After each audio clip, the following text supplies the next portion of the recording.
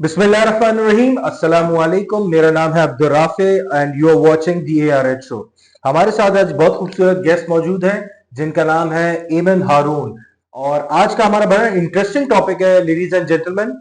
आज हम ऐसे टॉपिक एक थोड़ा सा मैं चाहूंगा ये बताना कि आज हम एक ऐसे टॉपिक को डिस्कस करने जा रहे हैं जो कि नॉर्मली पॉडकास्ट में या शोज में या ऑन कैमरा या ऑन टेलीविजन जो है वो डिस्कस नहीं किया जाता, मगर बहुत जरूरी टॉपिक है और इसको डिस्कस करना हमारा हक बनता है और इसकी एजुकेशन देना हमारा फर्ज बनता है। तो स्टार्ट करते हैं हमारे गेस्ट के इंट्रोडक्शन से। इनका नाम है Eamon Haroon. She is working with Aga Khan university and Eamon brings in over 8 years of experience in public health sector, ranging in the fields of program management, communications, donor management, and grants. She has a master's in public health from Zabist, mashallah, with 3.8 CGPA. That means you are a very good student. Acha. She's also a certified project management professional by Project Management Institute. Eamon is also a certified NLP practitioner from ABNLP. She has also worked as radio jockey for a renowned channel in Karachi and ran a morning drive time show influencing on health and women empowerment. Wow, what a fantastic introduction. Eamon, how are you doing? Very well, thank you. Thank you for inviting me, and let's see how our discussion unfolds. Exactly. अच्छा एमन, ये बताइए कि आज आप क्या topic लेकर आई हैं हमारे साथ? आज जो इस टॉपिक में हम बात करेंगे राफे, जैसे आपने कहा कि अमूमन ये पॉडकास्ट की रौनक नहीं बनता. It is generally and genuinely not a part of drawing room or dining table conversations as well. तो हम आज बात करेंगे तौलीदी और जिनसी सेहत नौजवानों में, जिसको अगर मैं अंग्रेजी में ट्रांसलेट करूं से we will discuss about sexual and reproductive health and rights, particularly in the youth of Pakistan, कि उनके क्या मसाइल हैं. हम 64% यूथ बल्ज है पाकिस्तान का इस वक्त. हम कोई 25 करोड़ की आबादी है, उसका आप 64% लगा लें, so we're pretty much above 50%, right. और उसमें इस वक्त हमारी जो यूथ की, अगर आप तौलीदी सेहत और जिनसी सेहत की बात कर लें, and this is just not about sex honestly, उसमें क्या क्या और एलिमेंट्स शामिल हैं, अवेयरनेस का क्या फुकदान पाया जाता है, फिर हमारे जो सोशल और कल्चरल बैरियर्स हैं वो किस तरह से इन्फ्लुएंस करते हैं, और कैसे हम SRHR को एक्सेस कर सकते हैं in a very moderate and appropriate way. आज हम उसकी बात. अच्छा, ये बताइए SRHR है क्या? सो sexual reproductive health and rights basically एक यूनिवर्सल ह्यूमन राइट है, इंसानी हुकूक की उसमें आता है, जो कि बात करता है कि एक नौजवान ये इसमें दोनों जेंडर हैं? दोनों, हाँ, मर्द और खवातीन. In fact every gender, it also talks about gender expression by the way. So तौलीदी और जिनसी सेहत ये कहती है कि पहले तो ये एक इंसानी हक है कि यूनिवर्सल हेल्थ कवरेज के थ्रू एक इंसान इसको एक्सेस कर सके. कैसे? आप बड़े होते हैं तो बलोगत is a part of that, right. Puberty, उसका ढंडोरा पीटा जाता है कि मुझे तो ये मैंने सुना है. I mean of course I was not even told about. अच्छा इवन मैं ये आपने जो यहाँ पे मैं आपको रोकूंगा, ये बताएं कि पाकिस्तान के जैसे वेदर कंडीशन है, यहाँ पे लड़के की क्या एज है और लड़की की क्या एज है जिसमें वो बालिग हो जाता है? प्यूबर्टी की इट वैरीज, बट आजकल जो हार्मोन्स और जो डाइट्स हमारी चल रही हैं, जनरली दे से और एविडेंस ये कहता है कि 13 से 15 साल की उम्र में एक लड़का और एक लड़की बालिग हो जाते हैं. लेकिन अब इसमें देखा जा रहा है कि it's premature now. So girl and a boy is now reaching puberty at a rather earlier age. तो मैंने ग्रुप्स पे और लोगों में जो देखा है, जो मेरा काम रहा है, मैंने उसमें 10-11 साल की बच्चियों को भी प्यूबर्टी होते हुए, जैसे हम मिनार्की कहते हैं, सो उन्हें मिनार्की में जाते हुए देखा है. मैंने लड़कों को भी मिनार्की में जाते हुए देखा है. तो अब बहुत अर्ली होने लग गया है, and I think this is influenced by the factors that we have now. Social media का बेपनाह इस्तेमाल, competition, stress, diets of course, हमारा इतना ज्यादा अजीबोगरीब से हार्मोन्स खाना, ऑर्गेनिक डाइट मुकम्मल तौर पर खत्म हो चुकी है, तो आई थिंक उसकी वजह से ये प्री मैच्योर होना शुरू हो गया है। Okay, fantastic. अच्छा ये बताएं इमन, ये तो हमने बात कर ली, you have previously worked in the family planning sector, particularly in maternal child health.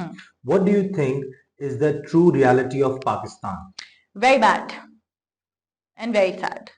सो पाकिस्तान में इस वक्त अगर हम फैमिली प्लानिंग सेक्टर की पर्टिकुलरली या माँ बच्चे की सेहत के वाले से बात करें, तो पाकिस्तान और अफगानिस्तान वो ममालिक हैं जहाँ पे मटर्नल और चाइल्ड हेल्थ मोर्टालिटी के इंडिकेटर्स बहुत ज्यादा हाई हैं।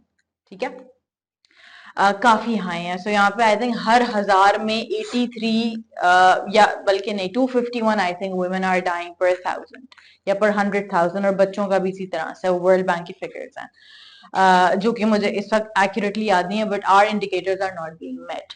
मगर जब आप फैमिली प्लानिंग की तरफ आते हैं, ये भी SRHR का एक कॉन्सेप्ट है कि एक माँ को अपने जिस्म में और अपनी बाखबर रजामंदी, जिसे हम अंग्रेजी में इन्फॉर्म्ड चॉइस और इन्फॉर्म्ड डिसीजन मेकिंग कहते हैं, उसके पास वो ये हक राय रही हो कि मुझे अपना अगला बच्चा कब पैदा करना है। That is also influence by someone else, या तो मियां ये उसका हक है, ये उसका हक है, और ये यही SRHR में आता है कि ये मेरा हक है कि मैं कब अपना बच्चा पैदा करना चाहूँ, मेरा जिस्म मुझे कब इजाजत देता है, राइट? उसमें हम आते हैं। So, जब हम यूनिवर्सल हेल्थ कवरेज की बात करते हैं, तो उसमें maternal child health is one of the most important element. जब एक माँ सेहतमंद होगी तो आगे अपने पूरे खानदान को सेहतमंद रख सकती है।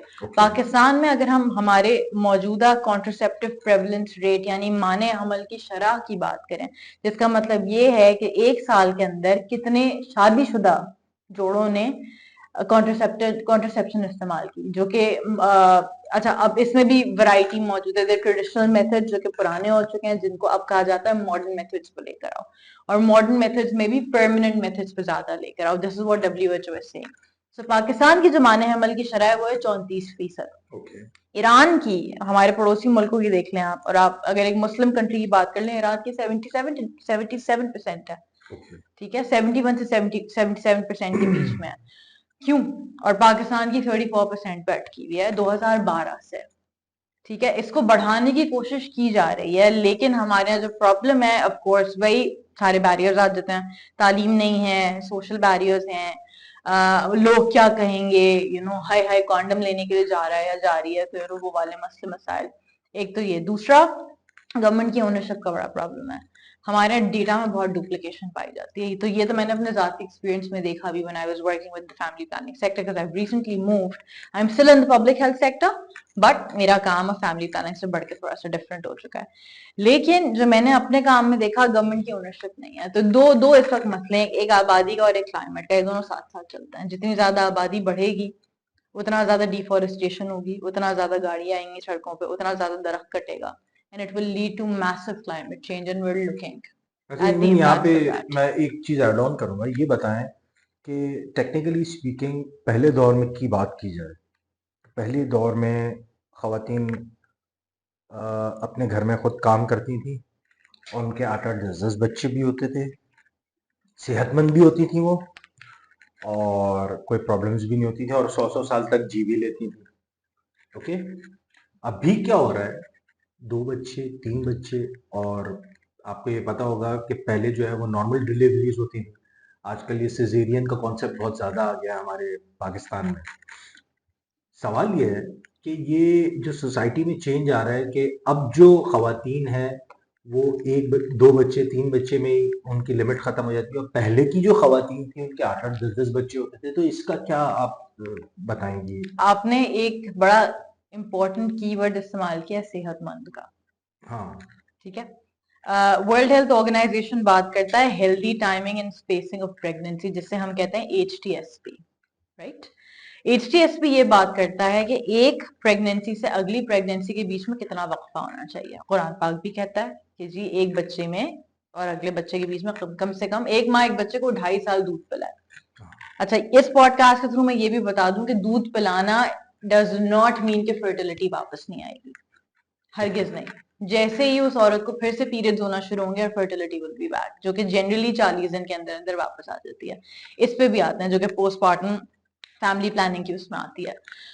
सेहतमंद की जब आपने बात की ना, तो जब हमारे यहाँ, और हमने शुरू में बात कर ली कि अब मेनार्की पीछे जा रही है, राइट, और उसकी वजह हमारी डाइट, हमारा हॉर्मोन्स, हमारे यहाँ वेट लॉस, लड़की मोटी ना हो, लड़का मोटा ना हो, लड़की पतली हो गई, you know, everything is external now, nobody cares about the internal side of that. अच्छा, फिर हमारे यहाँ पाकिस्तान में राफे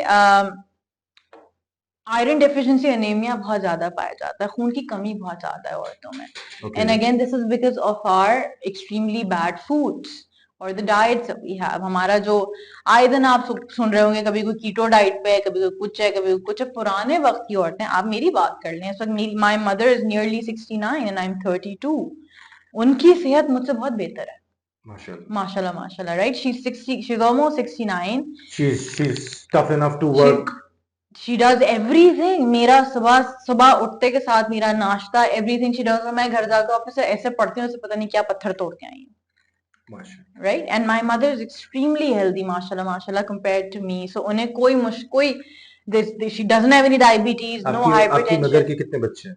हम 3 हैं। Okay, yeah, so my sister is 11 years older, और मैं और मेरा भाई 11 साल के बाद पैदा हुए, और हम ट्विंस हैं। Okay. और हम ट्विंस हैं, और हम 15-15 मिनट के डिफरेंस से पैदा हुए। हमसे पहले मेरी अम्मा के 3 मिसकैरेजेस हुए थे, बट मुझे नहीं पता उस वक्त उन्होंने किस तरह से फैमिली प्लानिंग की, क्या की। तो जब हम बात यहाँ मिसकैरेज की कर रहे हैं, तो अब हम बात करते हैं healthy timing and spacing of pregnancy की। WHO, आलमी इदारा सेहत, ये कहता है कि एक बच्चे से अगले बच्चे के बीच में 24 से 33 माह का वक्फा होना चाहिए। एक तो ये बात हो गई। यहाँ पे मैं इनको रोकूंगा, सब लोग ये बात सुन लें कि एक बच्चे से लेकर दूसरे बच्चे के अंदर, रिपीट 24 से 33 माह का वक्फा, 24 से 33 माह का वक्फा लाजमी होना चाहिए। ये मर्द और औरत दोनों के लिए बेहतर है। आगे बढ़िए। और अगर अबॉर्शन हो जाए या मिसकैरेज हो जाए, ठीक है, दोनों बातें कर रही हूं मैं, जनरली अबॉर्शन पर कान खड़े हो जाते हैं कुछ औरतें, they go and abort the child, क्योंकि अनवारंटेड प्रेगनेंसी होती है, डॉक्टर की इजाजत नहीं होती, जिससे मैं इजाजत नहीं दे रहा होता किसी भी वजह से, ठीक है, और एक होता है मिसकैरेज जो कि नेचुरली हो रहा होता है, राइट, खुद ब खुद हो गया। दोनों केसेस में वक्फा कम से कम अगला बच्चा प्लान करने के लिए 6 महीने का लाजमी है। Why? Because in an abortion or in a state of a miscarriage, in both the conditions, a woman goes through a massive mental toll, ठीक है, उसके जिस्म से एक इंपॉर्टेंट चीज खारिज हो रही होती है, राइट, चाहे उसने खुद करवाया हो या नेचुरली हुआ हो। तो कम से कम 6 महीने का वक्फा हर बच्चे अबॉर्शन के बाद लाजमी है। इसमें मुख्तलिफ किस्म के मेथड्स अवेलेबल हैं, there short term methods and there long term methods. Long term methods हम तब बात करते हैं जब बहुत ज्यादा बच्चे हों। शॉर्ट टर्म मेथड्स, आप एक से दूसरे बच्चे के बीच में वक्फा करना चाह रहे हैं 2 से 2.5 साल का, have a short term method. उसमें भी बहुत सारे किस्म के मेथड्स हैं। The best short term method is an IUCD। It's an intra uterine contraceptive device जो कि T-शेप्ड होती है। इसमें भी 2 तरह की होती हैं, एक हार्मोनल, एक नॉन हार्मोनल। तो नॉन हार्मोनल कॉपर टी में कॉपर होता है जो कि स्पर्म को वहीं पे यूट्रस में जाने से पहले मार देता है, ठीक है जी। सर्विक्स से जब यूट्रस की तरफ जा रहा है तो वहीं पे खत्म कर देता है, so women can not get pregnant. It is nearly 100% effective, उसमें 99.9, exactly, so that is what we say. अच्छा, ये 5 से 10 साल के लिए आप लगवा सकते हैं, औरत लगवा सकती है। मजे की बात ये है, जब हम बात कर रहे हैं ना कि माँ और बच्चे की सेहत की, और जब हमने कल्चरल और सोशल बैरियर्स की बात की, हमारे यहाँ अपेरेंटली जितने भी कॉन्ट्रासेप्टिव डिवाइसेस मौजूद हैं, मेजोरिटी की आप बात करें, ज्यादातर औरत के लिए हैं। सो अगर पिल है तो औरत ने खानी है, इंजेक्टेबल है 3 महीने का औरत ने लगवाना है, IUCD औरत को लगेगी, मर्द को कॉन्डम पहने में भी मौत आ रही होती है। सिर्फ 2 चीजें जो कि मर्द के लिए, बाकी सारे के सारे जो वो हैं कॉन्ट्रासेप्टिव मेथड्स, वो सारे औरत के लिए हैं। सो वैजेक्टमी है and there is a condom, so these 2 things are there for men, और उन दोनों में मौत आती है। सो एक तो ये वजह है दैट, एंड एक और चीज मैं बता दूं, अबॉर्शन को भी कई लोग एज अ कॉन्ट्रासेप्टिव ले रहे होते हैं। It is not a contraception, it's a failure to use a contraception. ये जो एजुकेशन है, सेक्सुअल एजुकेशन, बच्चों को, लड़कों को, लड़कियों को, ये टीचर्स का काम है, दोस्तों का काम है, पेरेंट्स का काम है, कजन्स का काम है, ये किसका कौन इसकी जिम्मेदारी लेगा कि सेक्सुअल हेल्थ के बारे में एजुकेट किया जाए अपने टीनेजर्स को? मेरे नजदीक दो लोगों की जिम्मेदारी है ये, एक तो माँ बाप की और फिर रूहानी माँ बाप की। एक आपके टीचर्स और एक आपके पेरेंट्स। ठीक है, इन दो की जिम्मेदारी है। हाउ? बड़ा कंफ्यूजिंग होता है ये कि हम किस तरह से हमारे बच्चों से बात करें, और मेरे ख्याल में घर में वो एनवायरनमेंट क्रिएट करने की बहुत जरूरत है। अच्छा, इसमें हमारे वालिदैन की भी गलती नहीं है, बिकॉज वही कल्चर्स और वही वैल्यूज लेके हम चलते चले आ रहे हैं। हाँ। मेरे ख्याल में आपको और मुझे शर्म नहीं आएगी सेक्सुअल हेल्थ पे बात करने में, जब हमारे दोस्तों के साथ बैठे हुए चाय पे खुला वहां पे बातें हो रही होती हैं। ठीक है यार, ये लड़की चेक आउट करो, ये लड़का देखा मैंने, ये वो, and we all do that, right? लेकिन जब अपने माँ बाप से बात करने की बात आए आपकी, अरे ये क्या कह दिया इसने, शर्म नहीं आती तुम्हें? वो वाली बात, मतलब, and it's a natural process. अच्छा, अगर बेटी है तो उसकी माँ उसको समझा सकती भाई, माँ भी समझा सकती है, बाप भी समझा सकता है, क्यों नहीं समझा सकता? भाई समझा सकता है, बहन समझा सकता है। हर घर में तो, फॉर एग्जाम्पल, आपके घर में लड़कियां नहीं है, ठीक है, और आपके अब्बा भी मुल्क से बाहर हैं, तो फिर आपकी अम्मा ही आपको समझाएंगी। या आपके घर में सिर्फ लड़कियां हैं, ठीक है, और अम्मा नहीं है, तो भी अब्बा को समझाना पड़ेगा, राइट? तो दिस शुड बी, इस वक्त मुझे इसीलिए कुछ एड, अच्छा, अब जाके particularly there is an ad on on on TV, embrace के नाम से, they are talking about, finally pad का लफ्ज इस्तेमाल किया गया। The movie Pad Man, it opened a lot of minds कि this is so important to talk about. हमारे यहाँ पाकिस्तान में अनफॉर्चुनेटली यही मसला है कि हमारी माएँ और हमारे बाप कंफर्टेबल नहीं है। What about teachers? टीचर्स को भी शर्म आती है। मैंने अपने प्रोग्राम में, जहां पे मैंने पीएचडी लेवल के टीचर्स को जाके ट्रेन किया पंजाब में, when I was working at green star, so I got a chance to train 600 teachers in Punjab in 30 universities, जिन्हें आगे 12,000 स्टूडेंट्स ट्रेन करने थे। मैंने टीचर्स तक में जो है ना, वो एक अजीब सी शर्म झिझक पाई। कुछ teachers were very active, very open, मजे से बातें कर रहे हैं। बोल्ड का लफ्ज मैं नहीं कहूंगी, they were comfortable. I am comfortable. I'm not bold. I am comfortable to discuss this topic because it is close to my heart. And it's your field. And it's my field. मैंने जाके दुकानों में condoms खुलवाए हैं कि खोलो बाहर निकालो। मैं जब अपने फील्ड विजिट्स पे जाती थी तो, अच्छा, मेरे इस्तेमाल की चीज उन्होंने सामने रखी हुई है ना, पैड्स बिल्कुल सामने। जनरली आप जाएं किसी किराना स्टोर पे, you would see always butterfly all these pads right in front. And then I ask, मैं ग्रीन स्टार में थी, एंड आई आस्क, कॉन्डम्स कहाँ रखते हो? कहता मैडम पीछे है दराज में। क्यों भाई? तो मेरे इस्तेमाल की चीज नुमाइश पे है, लेकिन मेरा मियाँ या मेरा बॉयफ्रेंड या मेरा भाई या जो भी अगर इस्तेमाल करना चाहे कोई चीज तो वो पीछे है। ऐसे क्यों है? सामने लेके डबल स्टैंडर्ड्स है ना, पता नहीं, मुझे समझ नहीं आया। वो औरतें आती हैं तो उनको लेने में आसानी हो जाती है, तो वो कहती हैं अच्छा भैया ये भी डाल देना। ओ भाई क्यों? तो मेरा तो बड़ा फड्डा हुआ था उससे। तो मुझे मेरे साथ एरिया मैनेजर कहती है, बस करो प्लीज, खुदा का वास्ता है ना, तो मैं हर किसी को तुम नहीं सिखा सकती हो। लेकिन अगर आप असातिज़ा की बात करें, अब बहुत सारे स्कूल में आपको गुस्सा आ जाता है? मुझे गुस्सा नहीं आता, मुझे ये होता है गलत बात पे आ जाता है। यार देखिए, मैं ये नहीं कह रही कि खुलेआम शुरू हो जाओ, हर किस नहीं, लेकिन हमें इस चेन को ब्रेक करेंगे ना। somebody has to, right? Take actions. Somebody has to take an action. Initiative. Somebody has to take an initiative, right? मैं बहुत सारे स्कूल्स इस वक्त इनिशिएटिव्स ले रहे हैं बाकायदा। बच्चे ने, आप लड़के लड़कियों को अलग अलग करके पढ़ाएं, राइट?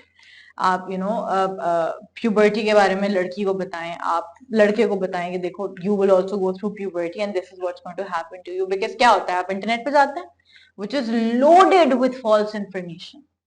मतलब आप गूगल पे जाए तो सबसे पहले आपको मौत दिखा देगा ना वो, which is something which is so basic and it's naturally happening to everyone. मुझे भी होगी, मेरी माँ को भी हुई, मेरी बहन को भी हुई, मेरी आगे आने वाली औलाद को भी होगी, मेरे भाई को भी होगी, मेरे अब्बा को भी हुई, everybody, all the man and women, all men and women in this world, they go through the same process.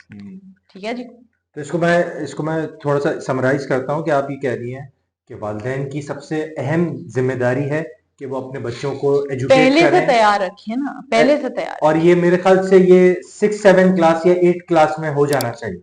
देखें, बिहेवियर चेंज कम्युनिकेशन एक बहुत इंपॉर्टेंट टूल है, राइट? जो कि मुझे रिसेंटली मैंने with the span of my work मुझे और इस पे इसकी समझ आई। एक होती है इंटेंशन और एक होता है एक्शन, ये उसी का सफर है। So once you realize something, you intend to make a change. How do you act on it? That is where behavior change communication comes. Okay. Right? So इसके बीच में फिर आपके सोशल बैरियर्स भी आते हैं। हाय, लोग क्या कहेंगे, मैं जिस किसी भी दीन से ताल्लुक रखता है रखती हूँ उसमें क्या है, क्या ममानियत है, क्या शराय, क्या शरीयत क्या कहती है, क्या शरायत है इसके हवाले से, वो तमाम चीजें हो गई। क्या मेरे पास एक्सेसिबिलिटी है, क्या मेरे पास पैसा है, क्या मैं कर सकूंगा या मैं नहीं कर सकूंगा। और मैं इस वक्त सिर्फ SR HR की बात नहीं कर रही, मैं किसी भी, फॉर एग्जाम्पल गाड़ी लेनी है, आप ये रियलाइज कर रहे हैं कि मैं फेंक रहा हूँ पैसे इन हेलिंग राइड्स पे, हर वक्त मुझे बुलानी पड़ती है। So I intend to buy a car, then you would see कि मेरा बजट मुझे इजाजत देता है कि नहीं देता। राइट? इस हवाले से लोगों का क्या कहना है, आप तो मुशावरत करेंगे। तो जब आप, मेरा सवाल ये था जब मैं पंजाब में अपना प्रोग्राम कर रही थी, कि जब आप तैयार होने के लिए, आपको पता है, मुझे पता है कि मैंने यहाँ आना था, तो मेरे कपड़े रात से रेडी थे, मेरा दुपट्टा तैयार था, और मुझे पता था मैंने क्या पहन के जाना है, मेरा सारा नाश्ता रेडी था, सब कुछ सब कुछ सब कुछ। तो जब आप शादी कर रहे होते हैं तब क्यों नहीं सोचते? एग्जैक्टली। राइट? गाड़ी लेनी है, 25,000 लोगों से मशावरत होती रिसर्च है पूरी। रिसर्च है पूरी। शादी करते वक्त क्यों नहीं कर रहे होता है? शादी के बाद ही क्यों कि हाय ये तो मेरी ये तो जुलेखा खाला की बेटी थी, ये तो रिजवान चचा की बेटी थी, या मेरा पुपीजाद भाई था, तब क्यों नहीं सोचते? वो एक छोटा सा मामूली सा एक ब्लड टेस्ट कराने में क्या मसला है आपको, जिससे मतलब आप ये कह रही है शादी से पहले लड़के और लड़की के बीच दोनों के में ये निकाहनामा जब आप साइन कर रहे हो, एक तो उससे पहले पहले निकाहनामा प्रॉपर्ली बैठ के डिस्कस कर लें। मैंने आज तक निकाहनामा नहीं देखा, I am not married. Point number 2, यहाँ पे हमारे गेस्ट बता रहे हैं कि निकाहनामा लड़कियों को तरीके से पढ़ाया, समझाया, बताया नहीं जाता। ये भी बहुत इंपॉर्टेंट चीज है, इसको हाईलाइट कीजिए। पंजाब में बड़ा काम हो रहा है इस पर कि निकाहनामा से रिलेटेड जो है वो उन्होंने काफी, सजाद रोय, हाँ, शहजाद रोय, शहजाद रोय is doing a lot of work on that and that's really good। तो आई होप कि सिंध में भी आ जाए। यहाँ पे भी जो आपने बात की थी कि बच्चों और बच्चियों को कौन बताए, यहाँ माँ बाप का रोल आता है। राइट? और तालीम तो है, अगर आपने तालीम दी अपने बच्चों को, तो यहाँ पे आता है माँ बाप का रोल कि अपने बच्चों पर ट्रस्ट करें, आप उनके साथ बैठ के उनका निकाहनामा डिस्कस करें, उसमें क्या क्या शरायत है उन सबको डिस्कस करें। वो तो कारी साहब ने यूं करके काटनी है ना, खासतौर से लड़की वाली लाइन। राइट? तो उसको डिस्कस करें, क्या उसके मसला है, हुकूक क्या उसके है, हुकूक क्या है उसके ना। राइट्स क्या है। एग्जैक्टली, ठीक है, आपने पढ़ा लिखा के भेजा है, बेशक जहेज दे दो, I don't want to get into that topic, I am extremely against of that too, but my point is कि इतना पढ़ा लिखा के फिर आपने क्या उखाड़ा, बेटी भी जा रही है और बेटी भी जा रही है और है। जहेज भी जा रहा है ना। तो और फिर यहाँ आते हैं माँ बाप। तो every way your parents have a very important role, from it starts from good touch, bad touch, it also starts from teaching your child how to say no। मैं अपनी एग्जांपल देती हूँ, मेरी 6 साल की भांजी है, अब 7 साल की हो जाएगी, इरहा नाम है उनका, love of my life, that child has ability to say no. उसको पता है कि ये मेरा प्राइवेट टाइम है। She calls me Kaya, she will tell me Kaya please go away and I am supposed to leave. She would Really? 6 years? she would tell me I need my space. This is my time. This is my time, Kaya. This I need my space. कभी कभी बदतमीजी भी करती है वो, करता घुमा के लगाओ उसको। But the point is that my sister has taught her all of that. Okay. मेरी माँ ने मुझे नहीं सिखाया। मैं अभी भी बहुत सारी चीजों पर नो नहीं कह पाती लोगों को, मैं नहीं कह पाती। Learn how to say no. That is very important. This is where parents come in. जी एमन, बहुत इंटरेस्टिंग टॉपिक चल रहा है। मुझे ये बताइए कि ये जो मैरिड कपल्स होते हैं, यंग कपल्स होते हैं, क्या इनको किसी सेक्सुअल कंसल्टेंट की ज़रूरत पड़ती है जो उनकी काउंसलिंग करे कि कैसे जो है वो अपने शादी के बाद जो है वो कैसे बच्चों में वक्फा रखना है? जैसे मैं आजकल का बहुत मतलब ये ज़रूरी है ना, ये भी एक, इसकी भी एक फील्ड है, इसका भी एक डॉक्टर होता होगा, उसके बारे में थोड़ा सा बताइए। इसके डॉक्टर्स को अमूमन गायनेकोलॉजिस्ट कहते हैं। Okay. Right?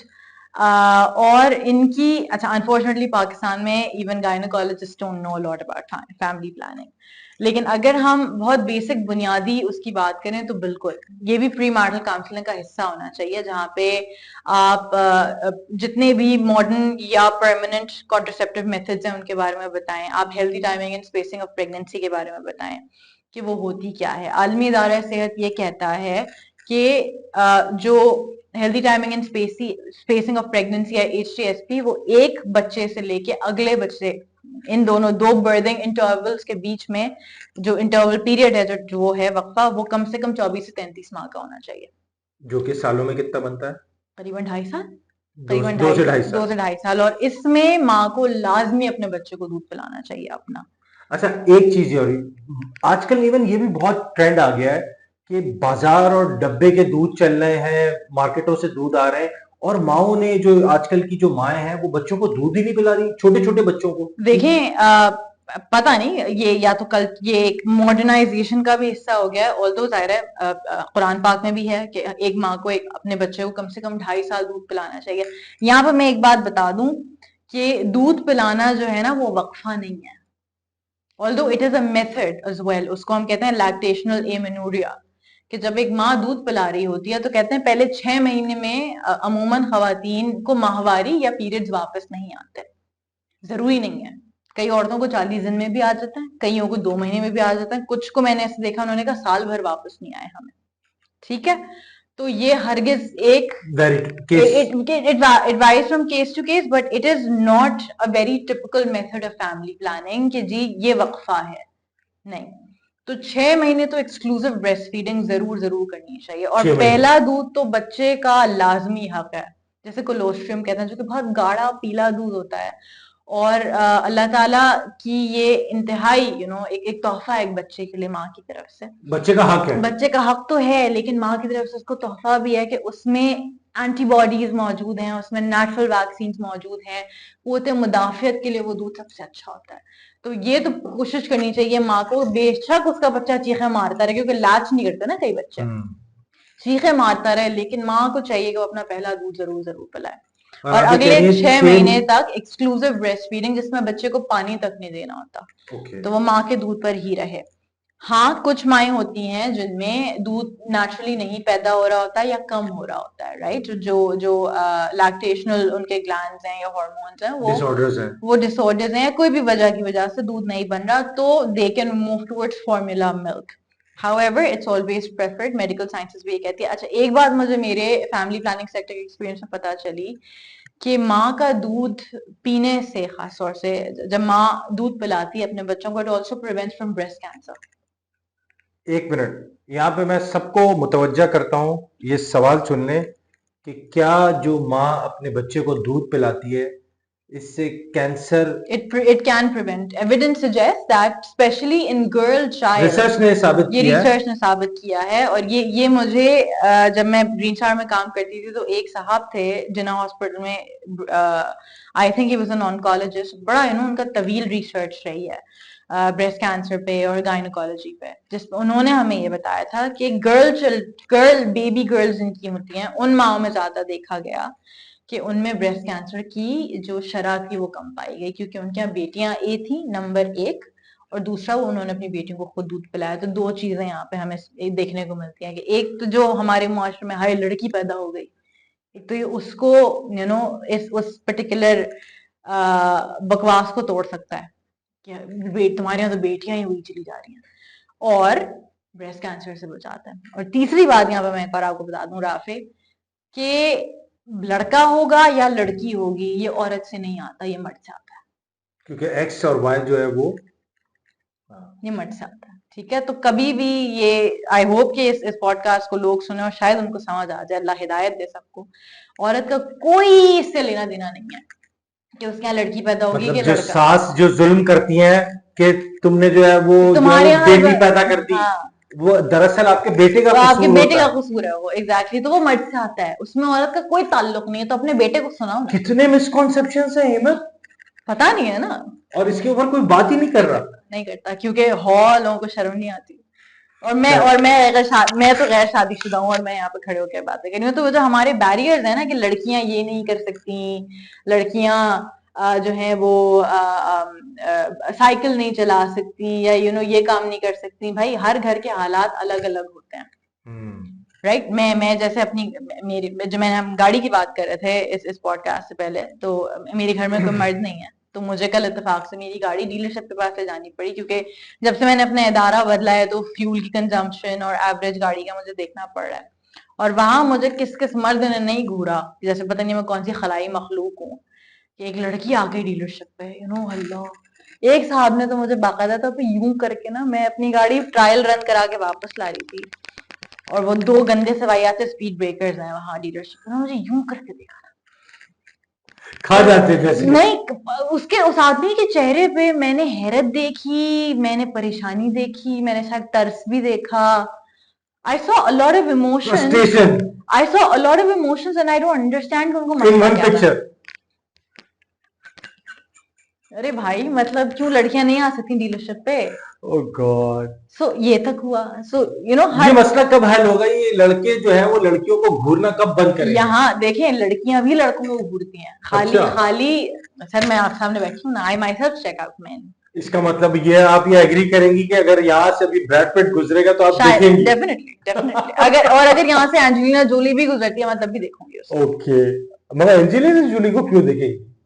She is a beautiful woman. हाँ एग्जैक्ट, मतलब अल्लाह ने बनाई है, खूबसूरत चीज है। I am a very visual person, तो मुझे विजुअली चीजें अट्रैक्ट सीइंग इज करती हैं, बिलीविंग, राइट।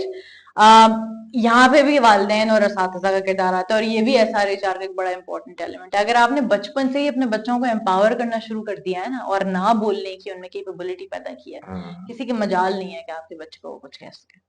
घूरेगा वो, लेकिन आपके अंदर फिर उसको रिस्पॉन्ड करने की सलाहियत होगी।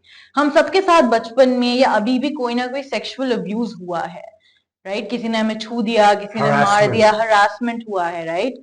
मेरे साथ भी हुआ है, लेकिन क्योंकि वो कुव्वते जवाब देने की कुव्वत नहीं थी, वो रिटालिएट करने की कुव्वत नहीं थी, शायद अब भी ना हो, तो I could not do anything. I was harassed in a bus, I was harassed on the road and I could not say anything, and I just came home कांपते हुए कि मेरे साथ क्या हो गया। लेकिन I was able to overcome that trauma. कई औरतें और कई मर्द आज तक वो ट्रॉमा लेके चल रहे हैं, और कहीं ना कहीं उनकी जिंदगी में उसका इम्पैक्ट जरूर है, क्योंकि उनके घर में इस तरह की बातचीत नहीं होती, या वो अपने दोस्तों के साथ नहीं बात कर पाते, या वो कंफर्टेबल नहीं है। एंड अगेन मैं इस पॉडकास्ट के तवज्जुह से ये बात जरूर करना चाहूंगी कि बराए मेहरबानी कंफर्टेबल को बोल्ड और कैरेक्टर खराब और हाय हाय तुम कैसे इंसानों से खुदा का वास्ते अलग कर लें। इन सब का कोई एक दूसरे से ताल्लुक नहीं है।